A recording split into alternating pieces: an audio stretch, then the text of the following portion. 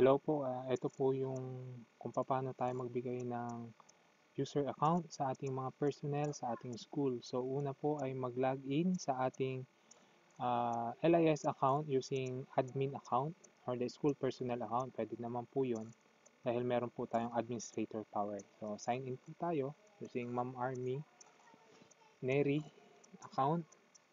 Then punta po tayo sa administration.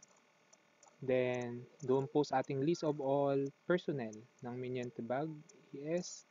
Then, ito pong mga username na nandito, ito po yung mga username na i-encode po nila sa LIS account.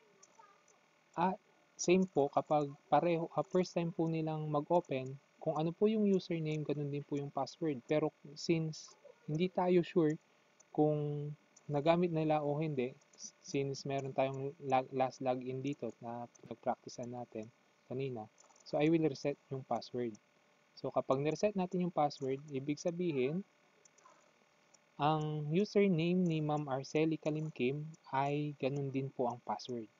So, kung itratry natin, click natin yung sign out, tapos paste natin, Arceli Kalimkim, kung ano yung username, ganun din po ang password, tapos sign in. Tapos, since first time po, tatanungin po sa atin kung yung pagpapalit ng panibagong password po for security reason. So, i-encode ko muna ma'am is 1, 2, 3, 4, 5, 6.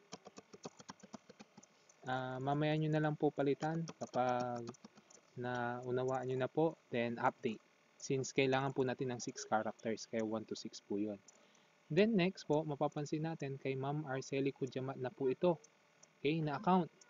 At isa pa po, ang kagandahan po nito kasi kapag naibigay nyo po ng kanya-kanyang account sa bawat personnel or advisor, pag click po nila sa LIS natin, wala po yung list of classes. Hindi po nila mapapakialaman yung mga enrollment sa mga ibang section. So, click-click lang po nila yung sa master list at yun, yung grade lang po nila ang pwede lang po nilang galawin. Okay, nandyan po sa grade 3A. Ganon din po sa mga ibang teacher. So, ang isa pa pong kagandahan nito, kung magkaroon man na hindi nila mabuksan ang kanilang account, ang kapangyarihan po ng administrator or the school head account ay pwede po nilang i-reset ulit sa dati po nilang username. Tapos, palitan ulit nila yung password. Ganun lang po. Maraming salamat.